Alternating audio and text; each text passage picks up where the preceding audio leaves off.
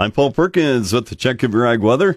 Low pressure lifts northeast across Kansas and Nebraska, and rainfall continues to increase in coverage and intensity.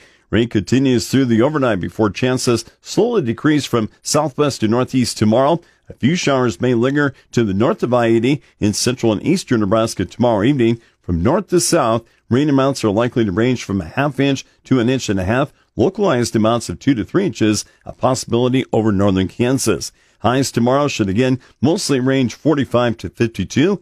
High pressure builds in from the west for sunshine Sunday, Veterans Day and Tuesday, and highs in the mid-50s to the low 60s. A weak cold front dropping our highs slightly to the 50s for Wednesday and Thursday. In the long-term forecast, cooler air stays in place across the western U.S., while Nebraska, Kansas, and the eastern two-thirds of the U.S. remain warmer than normal Wednesday through November 21st. Active weather continues for Nebraska and Kansas, with above normal rainfall likely for Wednesday through November 21st. Those chances especially higher by next weekend through the 21st.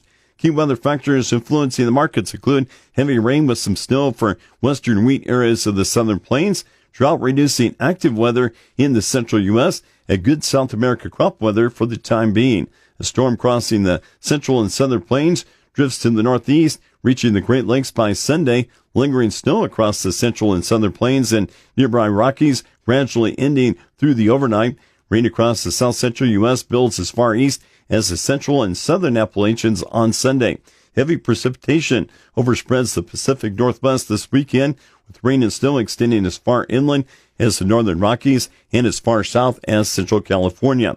That storm arriving in the central U.S. the middle of next week with some areas of scattered rain, but much of the moisture is likely to get wrung out over the Rockies. Rafael remains a formidable hurricane over the Gulf of Mexico, and there is no immediate threat to the U.S. Gulf Coast as it weakens.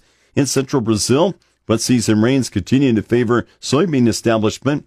While conditions remain favorable in much of Brazil, soil moisture in the south is lower than normal, and an upcoming drier stretch could impact growing crops. For Argentina, spotty rain continues the next couple of days before the rain picks up and becomes more scattered for Sunday through Monday. Weather in Argentina turns drier in the middle of next week before another chance of rain next weekend. Argentina conditions are good for now, but late season heat and dryness could be a threat with the building La Nina.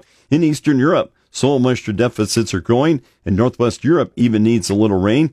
Scattered rain expands throughout Europe next week, with the heaviest rain around Italy. With the check of your ag weather, I'm Paul Perkins.